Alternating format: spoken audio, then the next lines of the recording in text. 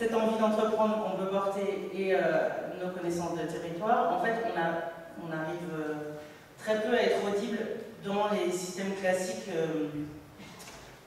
dans les systèmes d'appel d'offres ou de projets d'envergure classique. On est associé, souvent on est associé en dernier bout de chaîne parce qu'il faut bien un petit truc éducatif ou parce qu'on fait partie des associations. Mais on a du mal à contribuer avec notre expertise de savoir-faire sur la médiation entre les savoirs et les territoires.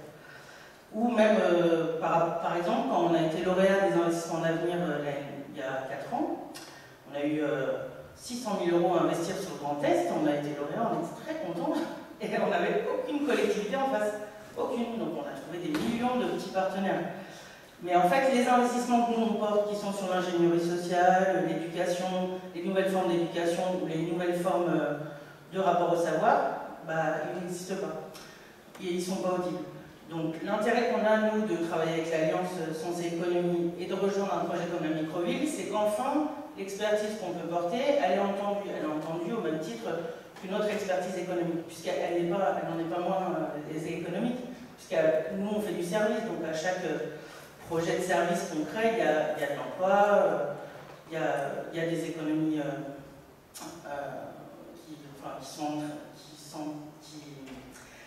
qui sont consécutives des actions qu'on va mener. Donc elles ne sont pas forcément en production de richesse directe, mais elles sont en production de richesse indirecte. Par exemple, quand on travaille sur un territoire, sur un programme de jeunesse où on accompagne des groupes de jeunes à monter en expertise sur une compétence scientifique d'un territoire. Donc je prends par exemple, là on a accompagné des cohortes d'une trentaine de jeunes sur les enjeux de la transition sur des territoires pour qu'eux-mêmes aillent faire des actions dans les écoles, dans les rues, interroger le territoire sur cette question de la transition. En fait, ça va permettre à tout un territoire de saisir, comme ça, de rentrer dans l'ambiance aussi des enjeux d'investissement qu'il va y avoir. Donc voilà. Ça c'est pour le cas général. Après, dans la microville, nous on a souhaité porter un certain nombre de projets. Il y a des projets sur lesquels on avait déjà des financements et pour lesquels on ne trouvait pas de partenaires. Donc par exemple, des projets comme la Grande École du Numérique, où là on avait des formations qui sont financées par l'État et où sur la région on n'avait aucune ligne possible, puisque c'était des métiers qui pour l'instant en tout cas ne sont pas pris en compte par les instances régionales sur ces questions de médiation numérique par exemple. Donc là on a des fonds et on n'avait pas de lieu.